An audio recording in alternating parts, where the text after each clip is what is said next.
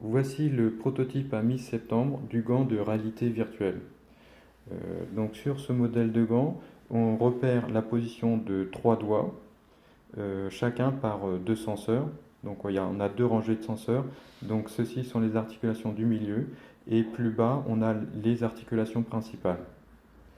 Donc sur ce sketch, Processing et Arduino, on voit apparaître le mouvement de la main squelettique. On a trois doigts qui sont repérés, le pouce et l'index ne bougent pas. Sur les mouvements, on peut décomposer le mouvement en deux parties. Sur l'index, il va rester tendu, et par contre, l'articulation principale va s'abaisser. Voilà, une fois. Il revient à sa place. Maintenant, elle bouge plus, et c'est l'articulation du milieu qui se plie.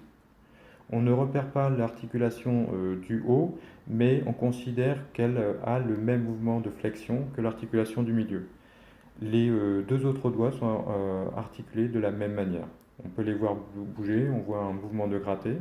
Et là, on va essayer un mouvement d'appui sur un bouton qui va être décomposé selon l'index. Donc, on sélectionne la rangée en hauteur par l'articulation du milieu. Et ensuite, l'articulation principale va appuyer. Ça, c'est un appui sur un bouton par l'articulation principale. Voilà, on appuie une deuxième fois. Tac, voilà.